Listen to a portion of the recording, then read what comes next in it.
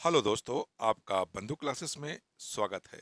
Uttar Pradesh police re exam 2024 GK and GS के महत्वपूर्ण section के प्रैक्टिस पेपर आज हम लोग क्या देखेंगे? 14 देखेंगे, जो आने वाले पुलिस के एग्जाम के लिए काफी महत्वपूर्ण होने वाला है। तो आइए इस सेशन की शुरुआत करते हैं आज के पहले प्रश्न से।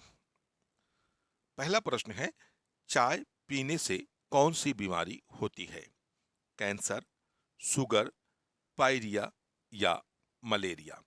तो चाय एक पेय पदार्थ है जिसके पीने से मानव के मानव में एक बीमारी हो जाती है जिसका नाम है पायरिया।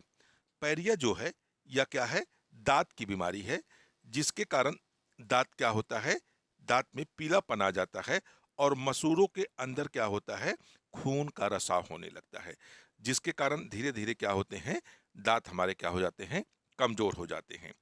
जो विद्वानों का मानना है या हम कहें डॉक्टर का सजेशन है कि यह बीमारी अधिक अधिकांश जिसके जो बड़े कारण होते हैं उनमें से एक चाय का पीना, यानी अगर कोई अधिक चाय का सेवन करता है तो उसे पायरिया होने की ज्यादा संभावना रहती है। तो राइट आंसर क्या हो जाएगा? सी वाला हो जाएगा, यानी चाय पीने से क्या कौन सी बीमारी होती है? पायरिया होती है। आइए नेक्स्ट क्वेश्चन की तरफ बढ़ते हैं। अगला प्रश्न है, विश्व विश्व सबसे बड़ा मछली उत्पादक देश कौन सा है? भारत, चीन, जापान या रूस?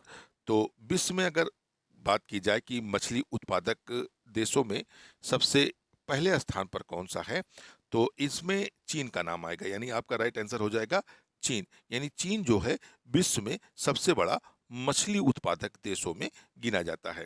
कहीं कहीं क्वेश्चन पूछ लेता है, ताजे पानी की मछली की बात करता है, यानी ताजे पानी की मछली की बात करता है, तो ताजे पानी मछली का यहाँ सेंस होगा जो तालाबों में या झीलों में पाली जाती है मछलियाँ। तो इसमें भारत का पहला स्थान आता है, यानी ताजे पानी की बात करें तो भारत का पहला स्थान आता है। और भारत में अगर सबसे ज्यादा मछली उत्पादक राज्य ताजे पानी की जाए तो वेस्ट बंगाल है, यानी पश्चिमी बंगाल जो है या जो है भारत में सबसे अधिक ताजे पानी की मछली का उत्पादन करता है। आइए अगला प्रश्न देखते हैं। अगला प्रश्न है, कुरकुरे के पैकेट में कौन सी गैस भरी जाती है? हीलियम, नाइट्रोजन, ऑक्सीजन या आर्गन? तो कुरकुरे पैकेट या हम लोग आजकल आम भाषा में अगर कहें चिप्स के पैकेट में कौन सी गैस भरी जाती है, तो इसमें नाइट्रोजन गैस भरी जाती है, यानी आपका राइट आंसर क्या बनेगा? बी बनेगा। इसका मेन रीजन है कि हमारे जो वायुमंडल है इसमें नाइट्रोजन सर्वाधिक मात्रा में पाई जाती है। लगभग की अगर हम बात करें, लगभग हमारे वायुमंडल में नाइट्रोजन का जो प्रतिशत है 78% के आसपास नाइट्रोजन क्या है? हमारे वायुमंडल में विद्यमान है। आइए अगला प्रश्न देखते हैं। भारत की सबसे ऊंची मीनार कौन सी है? चार मीनार, झूलता मीनार, शहीद मीनार या कुतुब मीनार? तो भारत की अगर बात की जाए तो भारत में सबसे ऊंची मीनार कौन सी है? तो कुतुब मीनार है। कुतुब मीनार का निर्माण दिल्ली के सुल्तान कुतुबुद्दीन ऐबक के द्वारा की गई थी। और इसका जो कंप्लीट या एक तरह से कहा जाए इसको पूर्ण रूप देने का जो श्रेय है वह किसको दिया जाता है? इल्तुतमिश को दिया जाता है। लेकिन ये बात हमें बिल्कुल ध्यान रखनी है कि कुतुब मीनार का जो निर्माण कार्य है किसने शुरू किया था? तो कुतुबुद्दीन ऐबक के द्वारा इस कार्य को शुरू किया गया था। लेकिन कुतुबुद्दीन ऐबक की जो मृत्यु है 1210 ईस्वी में हो जाती है, जिसके कारण यह कुतुब मीनार पूरा नहीं हो पाता है। बाद में जब इल्तुतमिश दिल्ली का सुल्तान बनता है तो इसने इस इमारत को क्या किया था? कंप्लीट करवाया था। आइए अगला प्रश्न देखते हैं। अगला प्रश्न है, विद्युत बल्ब के अंदर कौन सी गैस भरी जाती है? हीलियम, नाइट्रोजन, ऑक्सीजन या आर्गन? तो विद्युत बल्ब के अंदर जो निर्वात होता है उसको कंप्लीट करने के लिए जिसके हमारा जो फ्यूज होता है वो क्या करे? थोड़ी सी मजबूती करे और लंबे समय तक चले। इसके कारण बल्ब के अंदर एक गैस भरी जाती है जिसका नाम होता है आर्गन। यानी आर्गन गैस क्या है? विद्युत बल्ब के अंदर भर दी जाती है। आपका राइट आंसर क्या बन जाएगा? डी वाला आपका राइट आंसर हो जाएगा। आइए अगला प्रश्न देखते हैं। अगला प्रश्न है, साइकिल का आविष्कार किस देश ने किया था? जर्मनी, भारत, जापान, रूस। तो साइकिल के अगर आविष्कार की बात की जाए तो साइकिल का आविष्कार पहली बार 1817 में किया गया था। कब किया गया था? 1817 में। एक वैज्ञानिक थे, बैरन बैरन फॉन बैरन फॉन डेविस डेविस ये वैज्ञानिक थे जिन्होंने 1817 में साइकिल का आविष्कार किया था। और ये वैज्ञानिक कहाँ के रहने वाले थे? तो जर्मन के रहने वाले थे। तो हमारा राइट आंसर क्या बन जाएगा? जर्मनी हो जाएगा। यानी साइकिल का जो आविष्कार था वह जर्मनी देश में 1817 में बैरन फॉन डेविस के द्वारा किया गया था। अगला प्रश्न देखते हैं। अगला प्रश्न है, लाल नदी किस देश में बहती है? भारत, चीन, वियतनाम या मलेशिया। लाल नदी काफी फेमस नदी है और यह इसका जो बहाव है वह किस देश में होता है? तो वियतनाम में होता है। यानी लाल नदी किस देश में बहती है? तो वियतनाम में बहती है। यानी आपका राइट आंसर क्या बन जाएगा? सी वाला आपका राइट आंसर हो जाएगा। अगला प्रश्न देखते हैं। अगला प्रश्न है, भारत के राष्ट्रीय गीत गाने की समय अवधि कितनी है? 52 सेकंड, 42 सेकंड, 65 सेकंड या 60 सेकंड। तो दोस्तों यहाँ पर थोड़ा सा कंफ्यूजन हो सकता है, इसीलिए हमने प्रश्न के नीचे अंडरलाइन किया हुआ है। इसमें आपसे पूछ रहा है कि राष्ट्रीय गीत गाने का समय पूछ रहा है, क्योंकि कभी कभी क्या होता है कि हम एग्जाम हॉल में बैठे होते हैं और अचानक पढ़े, बस हमें दिमाग में एक बात बैठी हुई है कि राष्ट्रीय गान गाने का जो समय है वो 52 सेकंड है और विकल्प में 52 सेकंड भी दिया हुआ है और हम कटाक से इस विकल्प को मारते हैं और आगे बढ़ जाते हैं। लेकिन ध्यान से पढ़ना है क्वेश्चन को। और क्वेश्चन में पूछ रहा है कि राष्ट्रीय गीत गाने का जो समय है, तो राष्ट्रीय गीत गाने का जो समय है वह कितना है? 65 सेकंड है। यानी 65 सेकंड्स में राष्ट्रीय गीत गाया जाता है। और राष्ट्रीय गान की बात की जाए तो राष्ट्रीय गान जो है 52 सेकंड में गाया जाता है। यानी जो राष्ट्रीय राष्ट्रीय गा, राष्ट्रीय गान राष्ट्रीय गान गाने का जो समय है, यानी जन गण मन अधिनायक और वंदे मातरम जो है वो 65 सेकंड में और जन गण मन कितना है? 52 सेकंड में गाया जाता है। तो इस बात को हमें ध्यान रखना है। अगला प्रश्न देखते हैं। अगला प्रश्न है, ऐसा कौन सा जीव है जो लगातार 3 साल तक सोता है? केचुआ, जेली, शार्क या घोघा। तो लगातार 3 वर्षों तक सोते रहना, ऐसे कौन जीव है जिसकी ये विशेषता है? तो घोघा एक ऐसा जीव है जो अपने भोजन करने के पश्चात लगातार 3 वर्षों तक सो सकता है। तो राइट आंसर क्या होगा? घोघा। यानी घोघा एक ऐसा जीव है जो लगातार 3 वर्षों तक सो सकता है। आइए अगला प्रश्न देखते हैं। अगला प्रश्न है, भारतीय मुद्रा का नाम रुपया किसने रखा था? अकबर, शेरशाह, जहांगीर या हुमायूं। तो भारतीय मुद्रा का नाम रुपया की अगर हम बात करें तो किस शासक के द्वारा यह नाम दिया गया था? अगर देखा जाए दिल्ली सल्तनत में सबसे पहले इल्तुतमिश ने, जो भारत में सिक्के का प्रचलन था, उसने 2 सिक्के जारी किए थे।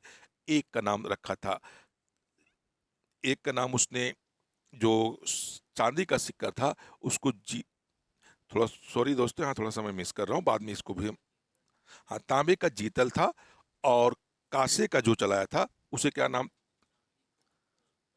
हाँ, सॉरी दोस्तों, यहाँ ध्यान रखना है कि इल्तुतमिश ने चांदी का, यानी चांदी का टंका चलाया था और तांबे का जीतल, यानी तांबे का जीतल नामक 2 सिक्के जारी किए थे। लेकिन जब शेरशाह सूरी जो है मुगल पीरियड में हुमायूं को पराजित कर 1540 ईस्वी में दिल्ली की गद्दी पर बैठता है, तो इसने एक सिक्का जारी किया जिसको क्या कहा गया? रुपया कहा गया। यानी ये रुपया जो नाम दिया गया वह किसके द्वारा दिया गया था? शेरशाह सूरी के द्वारा दिया गया था। और शेरशाह सूरी का जो पीरियड हमें याद रखना है, 1540 ईस्वी से 1545 ईस्वी तक यह जो था दिल्ली का सुल्तान नियुक्त हुआ था। आइए अगला प्रश्न देखते हैं। अगला प्रश्न है, उगते सूर्य की भूमि किस देश को कहा जाता है? भारत, अरुणाचल प्रदेश, जापान या इंडोनेशिया। तो उगते सूर्य की जो भूमि है, या कहा जाए कि सबसे पहले जो सूर्य साउथ पूर्व में उगता है वह किस देश में दिखाई पड़ता है? तो जापान। यानी जापान में सूर्य जब उगता है तो सबसे पहले दिखाई देता है। इसी कारण जापान को उगते सूर्य की भूमि का देश भी कहा जाता है। तो हमारा राइट आंसर क्या बन जाएगा? जापान हो जाएगा। अगर भारत की बात की जाए तो भारत में अरुणाचल प्रदेश एक स्थान है जहां पर सूर्य जो है सबसे पहले दिखाई पड़ता है। यानी अरुणाचल प्रदेश में सूर्य जो है, भारत की अगर बात की जाए तो भारत में अरुणाचल प्रदेश एक राज्य है जहां पर सूर्य क्या है, सबसे पहले दिखाई पड़ता है। और उगते हुए सूर्य की भूमि किस देश को कहा जाता है? तो जापान को कहा जाता है। यह हमें याद रखना है। अगला प्रश्न देखते हैं। अगला प्रश्न है, भारत के कितने राज्य बंगाल बांग्लादेश की सीमा से लगते हैं? तो 5 राज्य, 6 राज्य, 7 राज्य या 8 राज्य। तो बांग्लादेश की सीमा से भारतीय राज्य कितने भारतीय राज्य जो हैं सीमा बनाते हैं? तो पहला जो इसमें सीमा बनाता है, हम एक एक करके देखते हैं। असम जो है, असम असम जो है यह बांग्लादेश से सीमा बनाता है। दूसरा त्रिपुरा है, त्रिपुरा, यानी त्रिपुरा भी क्या करता है, बांग्लादेश से सीमा बनाता है। तीसरा मिजोरम हो जाएगा, मिजोरम भी क्या है, ये भी बांग्लादेश से सीमा बनाता है। चौथा देश जो है, थोड़ी दोस्तों, चौथा राज्य जो है वह क्या है, मेघालय है, यानी मेघालय है। और पांचवा जो है वह कौन सा हो जाएगा, पश्चिमी बंगाल हो जाएगा, पश्चिमी बंगाल। यही 5 राज्य क्या हैं, बांग्लादेश से क्या करते हैं, सीमा बनाते हैं। यानी असम, त्रिपुरा, मिजोरम, मेघालय और पश्चिमी बंगाल जो हैं बांग्लादेश से सीमा बनाते हैं। यानी आपका राइट आंसर क्या हो जाएगा, 5 राज्य। यानी कितने भारतीय राज्य हैं, 5 भारतीय राज्य जो हैं बांग्लादेश से सीमा बनाते हैं। एक क्वेश्चन यहाँ दोस्तों और पूछा जाता है कि कौन सा राज्य है, भारत का कौन सा राज्य है जिसके तीनों तरफ अंतरराष्ट्रीय सीमा लगी होती है? तो वो आपका हो जाएगा त्रिपुरा। यानी जो त्रिपुरा राज्य है या बांग्लादेश के अंदर घुसा हुआ है, इसके 3 तरफ से बांग्लादेश की सीमा लगती हुई है। ये भी क्वेश्चन कई बार पूछा गया है, तो ये भी हमें ध्यान रखना है। अगला प्रश्न देखते हैं। अगला प्रश्न है, जियो और जीने दो किसका नारा है? महात्मा गांधी, सुभाष चंद्र बोस, महावीर स्वामी या भगत सिंह। तो जियो और जीनो दो किसका नारा है? महावीर स्वामी का है। यानी महावीर स्वामी के द्वारा या स्टेटमेंट कहा गया या कथनांक कहा गया था, जियो और जीने दो। यानी एक तरह से कहा जाए यह नारा शांति का संदेश देता है। महात्मा गांधी की अगर बात की जाए तो महात्मा गांधी ने 1942 में एक प्रसिद्ध नारा दिया था, डू एंड डाई, यानी करो या मरो का नारा महात्मा गांधी के द्वारा दिया गया था। कौन सा नारा दिया गया था? करो या मरो, करो या मरो नारा जो है महात्मा गांधी के द्वारा 1942 में दिया गया था, जब भारत छोड़ो आंदोलन की शुरुआत होने वाली थी। सुभाष चंद्र बोस की बात की जाए तो सुभाष चंद्र बोस का 2 नारा काफी प्रसिद्ध नारा माना जाता है। पहला जो था, तुम मुझे खून दो मैं तुम्हें आजादी दूंगा, और दूसरा नारा होता है दिल्ली चलो का। यानी जो दिल्ली चलो का नारा, ये भी सुभाष चंद्र बोस के द्वारा दिया गया था। और एक और नारा था, तुम मुझे खून दो मैं तुम्हें आजादी दूंगा। अगर भगत सिंह की अगर यही बात कर ली जाए तो भगत सिंह ने इनकलाब जिंदाबाद का नारा प्रसिद्ध किया था। तो इस तरह से हमें इन बातों को ध्यान रखना, क्योंकि जो यूपीपी का क्वेश्चन बनता है कहीं ना कहीं इसी के आसपास एक जरूर स्टेटमेंट और या एक नारे के जरूर आपसे क्वेश्चन पूछा जाता है। आइए अगला प्रश्न देखते हैं। अगला प्रश्न है, झीलों की नगरी किस शहर को कहते हैं? जयपुर, उदयपुर, रायपुर या रामपुर। तो झीलों की नगरी की अगर बात की जाए तो झीलों की नगरी के नाम से जो प्रसिद्ध राज्य है, शहर है, वह कौन सा है? उदयपुर। यानी राजस्थान का जो उदयपुर शहर है, इसको एक उपनाम दिया गया है झीलों की नगरी के नाम से भी हम लोग इसको जानते हैं। अगला प्रश्न देखते हैं और आज के सेशन का अंतिम प्रश्न होगा, किस पेड़ की लकड़ी सोने से भी महंगी होती है? शीशम की, बरगद की, लाल चंदन की या पीपल की? तो कौन सी ऐसी लकड़ी है जो सोने से भी महंगी दामों पर बिकती है? तो वह है लाल चंदन। यानी लाल चंदन की लकड़ी जो है काफ़ी बहुमूल्य लकड़ी होती है, और ये जो है एक उपमा के रूप में, एक कोटेशन के रूप में ये कहा जाता है कि यह सोने से भी महंगी बिकती है। अगर इसके उत्पादन की बात की जाए तो इसका जो उत्पादन है वह दक्षिण भारत में सर्वाधिक होता है। कहाँ होता है? दक्षिण भारत में सर्वाधिक लाल चंदन की लकड़ी का उत्पादन किया जाता है। तो दोस्तों, अगर यह सेशन आपको पसंद आ रहा है तो वीडियो को लाइक और शेयर जरूर करिएगा। चैनल पर अगर नए जुड़ रहे हैं तो चैनल को सब्सक्राइब कर लीजिएगा। बेल आइकन का बटन भी प्रेस करिएगा, जिससे मेरा प्रत्येक वीडियो का नोटिफिकेशन आपको मिलता रहे।